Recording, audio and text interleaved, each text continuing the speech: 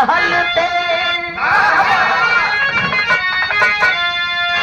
ख्याल कुछ भी नहीं प्यास ऐसी लगी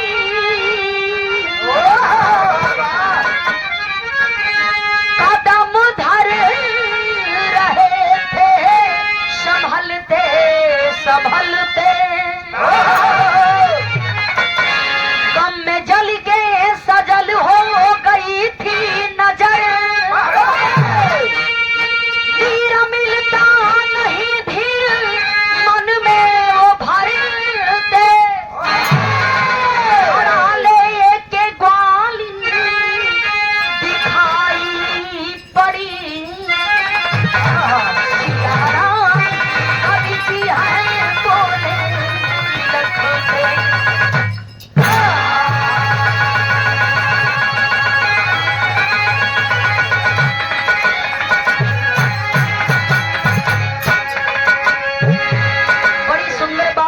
सुने के मिलल पहले के विराह का गहरा से होके छंद अलंकार से होके लेकिन आज भी हमने के बड़ा कोशिश रहेला कि जे जौने भाव से मिला था वो भाव से मिलना का कोशिश होए। बड़ा सुंदर बात कवि जी लिखे हैं। देखा ये भूमिका भी का गहरा से भी लिखल गई हो और अनुप्रास अलंकार भी हो। एक ही शब्द जो बार बार आता है उसे अनुप्रास अलंकार कहते हैं। समय के हिसाब से खाली काम कर लेला के काम बा। गौर करिहन मूर्खों में मूर्ख कालिदास जौने डरिया पर बाबू बैठे रहलन वही डढ़िया के काटत रहलन। लेकिन जब कालिदास जी को ज्ञान हुआ तो बहुत बड़े कवि बन जाते हैं। जब बहुत बढ़ियार कवि बन गई कालिदास जी के अपना कविताई पर अपना ज्ञान पर बहुत बढ़ियार घमंड भी हो गई। इतना बढ़ियार घमंड हो गई कि घमंड में पूरा एकदम चूर हुवन। अब उनके घर में रहला से चैन नहीं खे पड़ता। घमंड में चूर हो की कलन हो कि खाली घर में रहला से पता ना चली। मैं चल करके पूरे दुनिया का भ्रमण करूंगा और पता लगाऊंगा क्या वाकई हमसे बड़ा इस दुनिया में कोई कवि नहीं है। भोला यादव जी दूल्हे राजा के चाचा श्री की ओर से सम्मान किया गया। ये 200 रुपया दे करके बहुत बहुत मैं प्रणाम करती हूँ, सम्मान करती हूँ। बहुत बहुत धन्यवाद। घमंड के ऊपर बड़ी सुंदर लाइन है गजल के भाव में लिखल गई। मास्टर गजल का लाइन हो कौन गजल बा?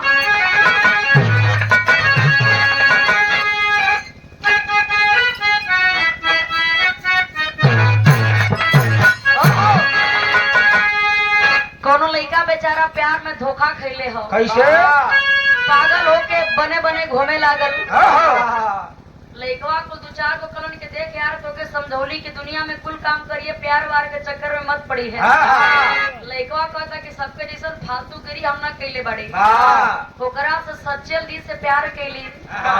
लेकिन जब हमारा अकाउंट का पैसा जब ओकरे अकाउंट में गई ऑटोमेटिक ओकर मोबाइल बंद बोलत आग ले था ना चलल कि कहाँ साइला कहाँ गई। लड़कवा बेचारा पागल जैसे होके बानर जैसे बात करे लागल। करेजा पर हाथ रख के कहलस मास्टर का कहे?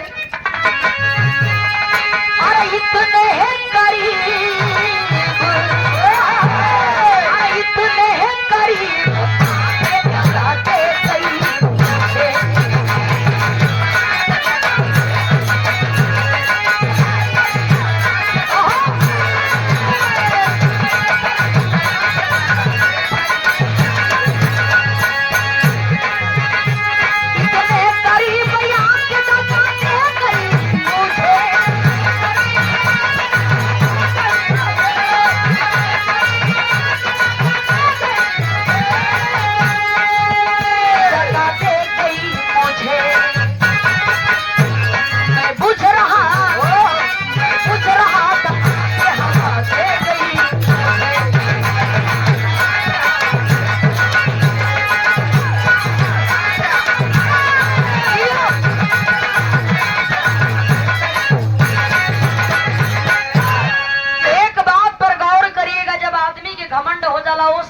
सुंदर बात लिखल गई।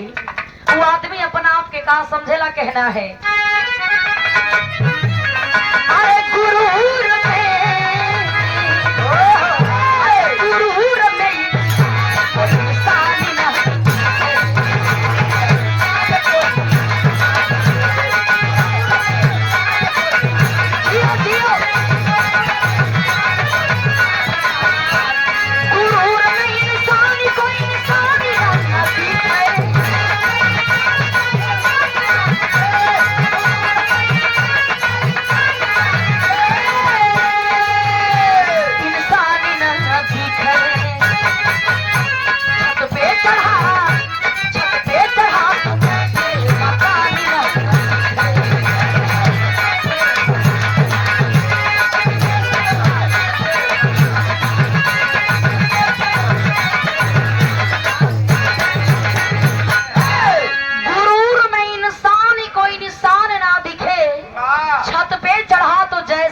मकान ना दिखे।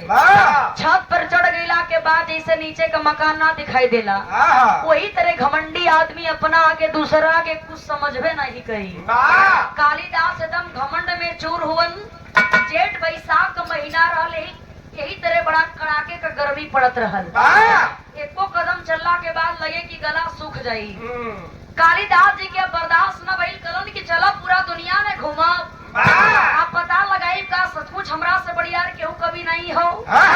घमंड में चूर होकर के कभी कालिदास घर से बाहर निकल जाते हैं। कुछ दूरी पर गईलन, सामने जंगल बा, वही जंगल के बीचों बीच गईलन तो कालिदास जी को बहुत बेजोड़ प्यास लगी है। जब प्यास लगल, चारों तरफ नजर घुमा के देखलन तो कालिदास जी को कहीं भी एक बूंद पानी नहीं दिखाई पड़ा। एक पेड़ के छाया में बैठ करके सोचत होन की बड़ा बिजोड़ प्यास लगल बा, गला सूख रहल बा, पानी ना मिली तो बड़ा दिक्कत हो जाई। तब तक उहे रास्ता पकड़ करके बाबू एक ग्वालिन अपने सर पर घड़ा लेकर के जात रहा। ग्वालिन को देख करके कालिदास जी कहते हैं क्या तुम्हारे घड़ा में पानी है? घड़ा उतार करके ग्वालिन धरती पर रखलस, पानी घड़ा में लबालब भरल बा। कहे लगल कि मेरे घड़ा में पानी है। कालिदास जी कहलन कि जब पानी बा तब पिया दा। ग्वालिन कहे कि मैं पानी आपको तभी पिलाऊंगी जब आप एक मेरी बात मानेंगे, काम करना पड़ेगा। कलिन हका मास्टर कहना है,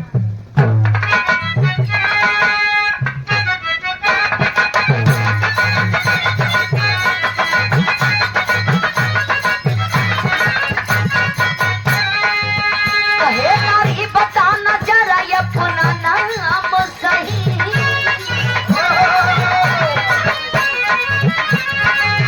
कहे नारी बताना जरा अपना नाम सही, कहे काली पति को मारल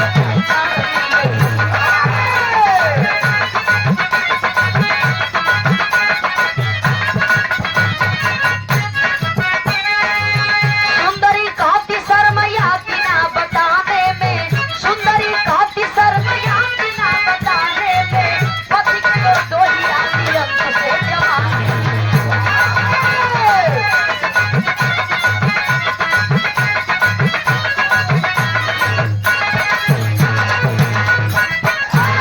गौर करिहन, ग्वालिन कहे लागल कि मैं आपको पानी जरूर पिलाऊंगी, लेकिन एकरा पहले तोहके एगो काम करे के पड़ी। तोहार नाम का हो? तोहके सबसे पहले अपन नाम बतावे के पड़ी।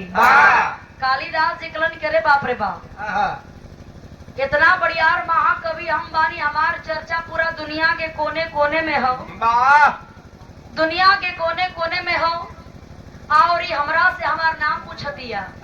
कालिदास जी घमंड में चूर हुवन, कलन की चाहे कुछ हो जाए, इतना बढ़ियार बुद्धि मालिक देले हुवन तो काहे न अपना बुद्धि का प्रयोग करी। कलन की मेरा नाम जानना चाहती हो? मेरा नाम जानना चाहती हो तो मेरा नाम पथिक है। इतना बतिया जब कालिदास जी सुन ले हुवन, कालिदास जी जब वही कलन की मेरा नाम पथिक है, जब ग्वालिन सुन ले बे कहे लागल कि तू ठीके कहता रहा, अपन नाम कहता रहा कि मेरा नाम पथिक है, लेकिन इस दुनिया में मात्र केवल 2 पथिक हैं जिसे मैं जानती हूँ। आप तीसरा कौन? तीसरा तो दुनिया में कोई पथिक है ही नहीं। कहता रहा कि मेरा नाम पथिक है। कान खोल करके हमारे बात को सुनिए, इस दुनिया में 2 पथिक कौन कौन है। ग्वालिन बड़ी मार्मिक बात कही, जरा आप लोग भी गौर करिएगा। क्या कही मास्टर? यहाँ गीत लगन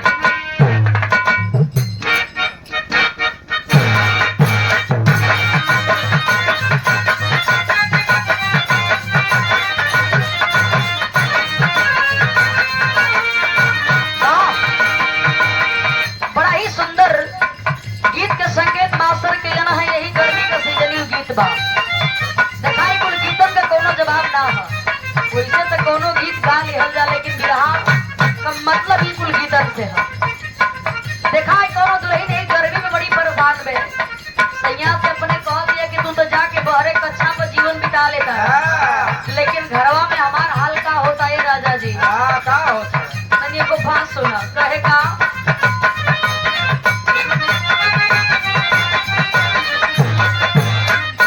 ये कहे रतिया होले करतिया ना डोले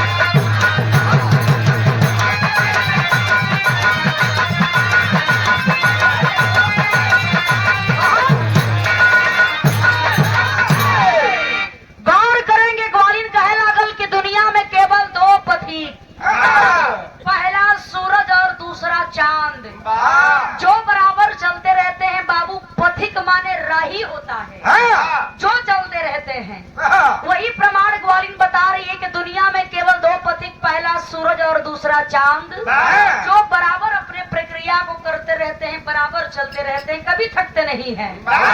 तो के 2 मिनट से प्यास लगल बडिया तरह पानी पियावा, कह तरह कि मेरा नाम पथिक है, झूठ पर झूठ मत बोलो। इतना बतिया जब कालीदास सुन खपार खजो थोन करे बाप रे बाप, देखे में एक नंबर के फुहर लागतिया, लेकिन दिमाग बड़ा बड़का बड़का ही लगावतिया। लेकिन घमंड में चूर हुवन बिना तेल का पकौड़ा हो तो उनकी छोड़ा खैर कोनो बात नहीं हो, एकर हमरे आगे काय औकात हो। कौन की मेरा नाम जानना चाहती हो?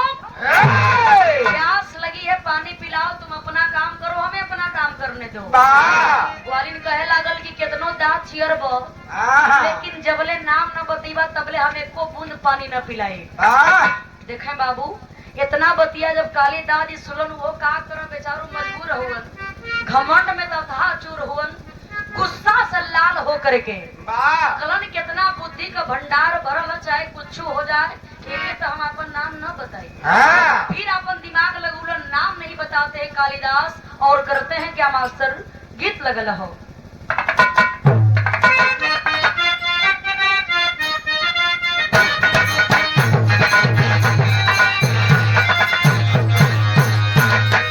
गीत नहीं है लेकिन ये बिरहा का धुन हो। ये गीत हमारे गुरु जी लोग गावेलन। आज भी ये गीत में का अच्छा कहा बाबू, कवन गीत बा? यह जन जाई आहो रूपामा, आई हो रामा जाई आहो रूपामा,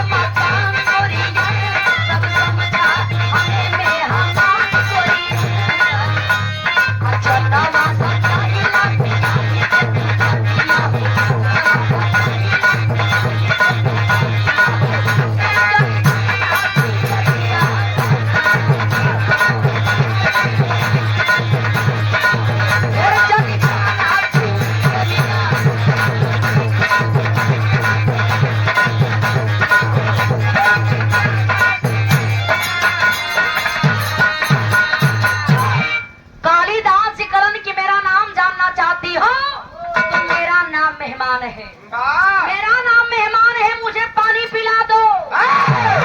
ग्वालिन कह लगल कि हाँ तब माने के पड़ी। अभी तोहरा के समझ में ना होता कि कोनो ऐरू गैरू से पाला नहीं के परल बा, एगो हिरिन से पाला परल हो। आ जो तू सटर सटर बात बोलो चल जाता रहा, फसावत रहा हमरा के। नाम सही से बतावे के बाद तो बतावा, नहीं तो हम जाता नहीं। लेकिन जब तू कहा तरह कि मेरा नाम मेहमान है, इस दुनिया में मात्र केवल 2 मेहमान है, तीसरा तो कोई है ही नहीं। और 2 मेहमान कौन कौन है मैं जानती हूँ। कालिदास जी कहलन के बहुत बड़का ज्ञानी बना तारो यही हो बता दा। ग्वालिन कहे लागल कि कान खोल करके सुन लीजिए 2 मेहमान कौन कौन है। बताती है मास्टर टेरी कलाइन से क्या।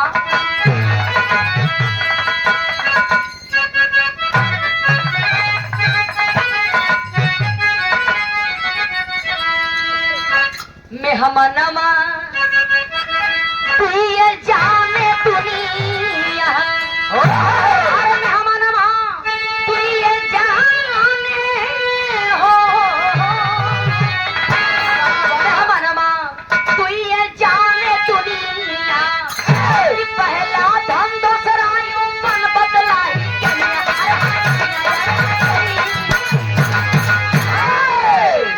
ग्वालिन कहे लागल कि दुनिया में केवल 2 मेहमान, पहला मेहमान ये धन रुपया पैसा दे के कह लिहल जा, जेकर खातिर दुनिया पगलाइल हो बाबा, केहू केहू के चीन्हे के तैयार ना होता। पहला मेहमान ये धन, पैसा आ जा सोचल जा कि तनी 2-4-10 दिन के बाद खर्चा होखे, तो ये संभव बात बा।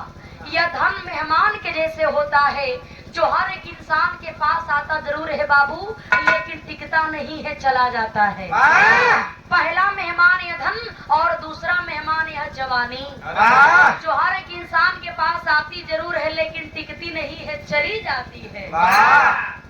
गौर करिहन, बुढ़ौती 40 से पार उम्र हो जाए, पार पर कितनो डाई करवावत रहा, नकली दांत लगवावत रहा, चाहे कितनो बढ़िया बढ़िया विटामिन का खाना खात रहा।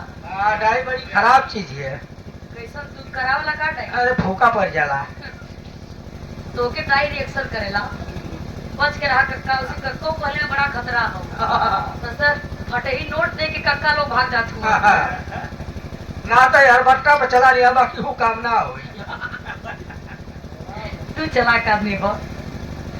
गौर करिहन, देख आखिर में ग्वालिन कहे लगल ये दुनिया में मात्र केवल 2 मेहमान है, पहला मेहमान यह धन और दूसरा मेहमान यह जवानी, जो दोनों मेहमान के जैसे हर एक इंसान के पास आते जरूर है बाबू, लेकिन टिकते नहीं है, चले जाते हैं।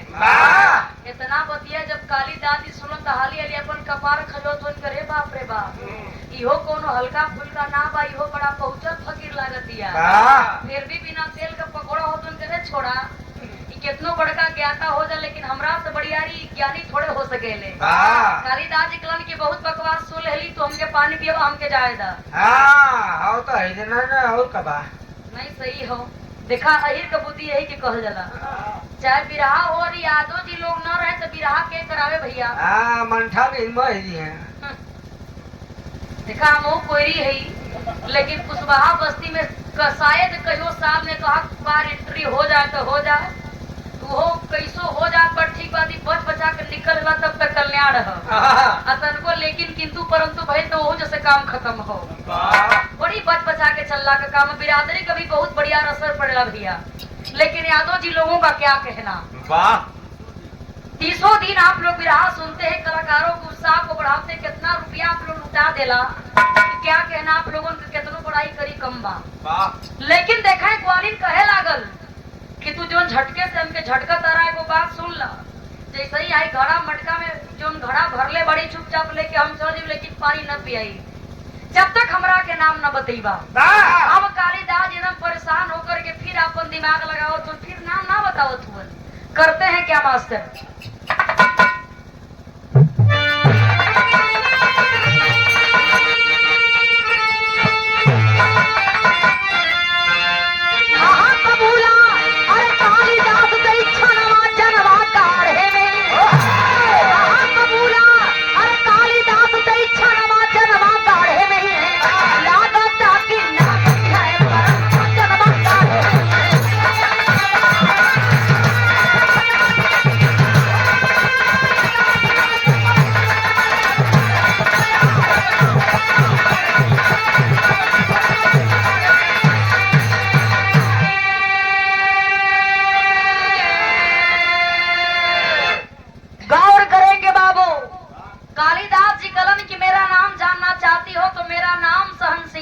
मेरा नाम सहनशील है। नाम ना बताओ तुम खाली पैतरा बदल ले बुद्धि लगा दे हलन कालिदास जी।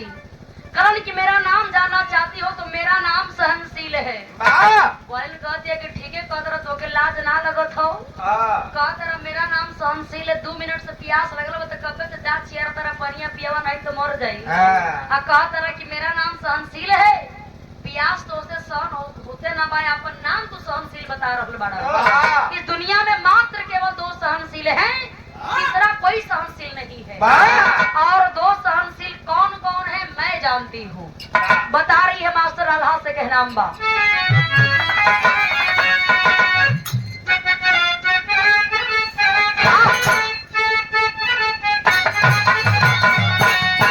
अरे लागली बता ग्वाली,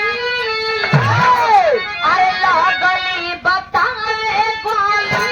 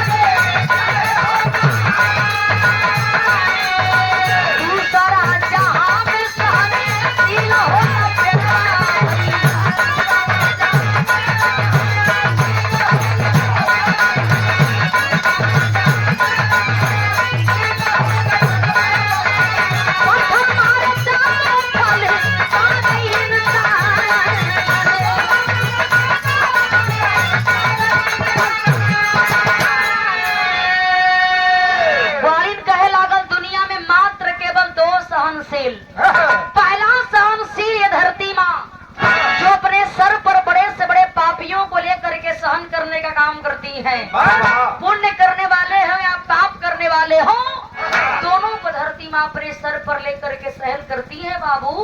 और अपने छाती को चीर करके हमें और आपको अन्न देने का काम करती है। क्या आप धरती माता से भी बड़े सहनशील हैं? आपके बस की बात नहीं। और दूसरा सहनशील यह पेड़ होता है। अब आप लोग सोचिए कि पेड़ सहनशील कैसे होला।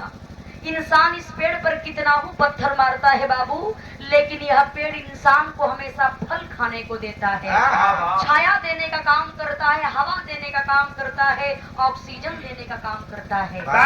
यदि पेड़ नहीं हो रहेगा तो हमारा और आपका जीवन नहीं चलेगा। पहला सहनशील धरती माँ और दूसरा सहनशील यह पेड़ होता है। जब इतना बतिया कालिदास जी सुनन है बाबू, इस बात को सुन करके कालिदास जी का सारा घमंड चूर चूर हो गया। करे बाप रे बाप, हम कोनो बात मुंह से निकाल रहल बानी, ये बड़ सन कहती है कि दुनिया में खाली दुइये गो बा और इसको सिद्ध करके दिखा दे रही है। ये तो बहुत बड़ी ज्ञानी लग रही है। एकरा आगे तो हमारे ज्ञान का कोनो मोल नहीं हो। बारे कालिदास अब लज्जित होत हुवन, कालिदास जी का घमंड चूर चूर हो जाता है बाबू। लेकिन दिमाग लगावत हुवन कि आखिर यह ग्वालिन है कौन।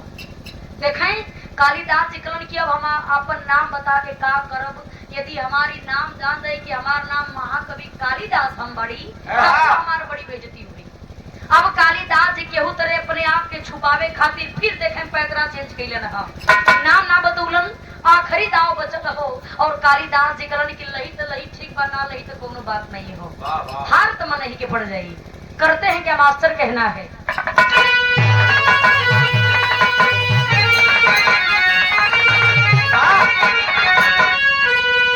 कहे हाथी हूँ और हाथ कहे करे ये लुहार जल्दी गुजारिया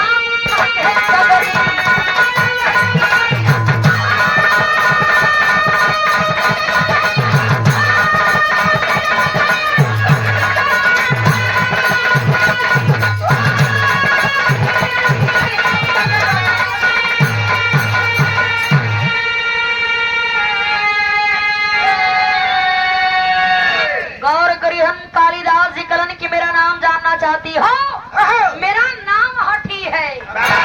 हठी मतलब जिद्दी होता है, जो उन्हें काम के मना करवा उ बार बार करी। हठी माने जिद्दी बाबू। ये बात के सुन करके ग्वालिन कह दिया कि तू ठीके कहता रहा, तो बहुत बड़का हठी बड़ा तो हम देखता नहीं, लेकिन इस दुनिया में मात्र केवल 2 हठी हैं। और 2 हठी कौन कौन है मैं जानती हूँ, तीसरा कोई हठी नहीं है। कालिदास जी का थुथू लटक गई हो, मुड़ी नीचे के करण की जब कुल बता देलू तो एहू के बता था कि 2 हठी के हो। अब तक बचल खुचल इज्जत यही में कि वो सुन लेला में भलाई बा। ग्वालिन कहे लागल कि इस दुनिया में मात्र केवल 2 हठी तरी 2 मिनट के सुन के जई। पहला हठी है नाखून। नाखून के यदि आप लोग आज काट देबा सोचबा कि 2-4 दिन के बाद बढ़े दी न माने। नाखून को यदि आप लोग आज काटेंगे कल देखेंगे तो इसमें कुछ न कुछ परिवर्तन जरूर हो जाएगा। तो पहला हठी है नाखून और दूसरा हठी है बाल होता है। बाल के चाहे काट देबा चाहे छील देबा, चाहे कहीं कबार हो। मतलब क्यों तो से यहाँ पूछा था खबर दे जाए। पहला हठी है नाखून और दूसरा हठी है बाल। बाल के आप लोग काट देबा चाहे छील देबा, कल देखबा में कोनो न कोनो परिवर्तन जरूर हो जाए। जरूर पुत्ती उत्ती फेंक दे। सही बात है। चबा के 2-4 दिन के बाद ही बाल बढ़त, ये संभव बात बा। आप बाल और नाखून को काटते रहेंगे, दोनों बढ़ता रहेगा, कभी हार नहीं मानता है। यह बतिया सुन करके अब कालिदास जी शर्म से लज्जित होके दौड़ के कलन की यदि अब ना हार मानत तो हमार प्यास से जान भी जा सकेला। मजबूर है, लाचार हो जाते हैं कालिदास और तुरंत जाके कहते हैं कि हमारा नाम देवी कालिदास बा। ये बात के सुन के ग्वालिन कहे लगलिन कि तने खातिर के गोल गोल तू घुमा के पता न कौन कौन पैतरा खिल्ला है। जब कालिदास नवा बतौलन पट सन ग्वालिन बाबू घड़ा उठा करके कालिदास के पानी पियावे जाते बड़े और दूरी के रोक करके जैसे ही पनिया कालिदास पियलन, मुड़िया जब ऊपर गई बा तो देखते हैं कि वह ग्वालिन कोई साधारण नारी नहीं बल्कि भद्रकाली थी, जो अपने रूप में आ जाती है। और कालिदास जी भद्रकाली माँ के पुजारी थे। आ करके अपने रूप में देख करके कालिदास जी चकित हो गए कि माँ ये रूप में। ये बात के सुन करके भद्रकाली कालीन, हाँ कालिदास तुम्हें घमंड हो चुका था, इसी घमंड को चूर करने के लिए हमें धरती पर आना पड़ा। तो के दिन याद बा कि जो डरिया पर बैठल रहला वही डरिया के काटत रहला। तो के ज्ञान दे करके ज्ञानी बनौली हम, महाकवि बनौली हम।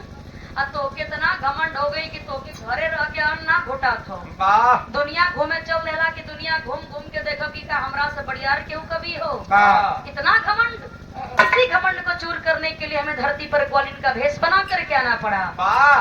ए बाबू, ये बात के सुन करके हाथ जोड़ करके कालिदास जी भद्रकाली माँ से माफी मंगलन। माँ वही से अंतर ध्यान हो गई। लेकिन सवाल ये उठता कि जगह कमर रहल, जंगल कमर रहल, यही सोनभद्र के जंगल, जेकरे नाम पर सोनभद्र आप लोग जाएंगे, सोन नदी पड़ती है और वही भद्रकाली के नाम पर सोनभद्र जिला पड़ा। तो आज भी यदि आप लोग जाएंगे तो भद्रकाली अमिला भवानी के नाम से उनका मंदिर आज भी प्रसिद्ध है। लोग बड़े दूर दूर से चल करके आ करके और अमिला भवानी का दर्शन करते हैं और मनवांछित फल पाते हैं। वही सोन नदी और भद्रकाली के नाम पर यह सोनभद्र जिला बना। तो कहानी खत्म। घमंड बड़ा बेकार चीज है बाबू, इंसान बड़ा हो छोटा हो किसी पर घमंड नहीं करना चाहिए। आखिरी लाइन में कहना है क्या,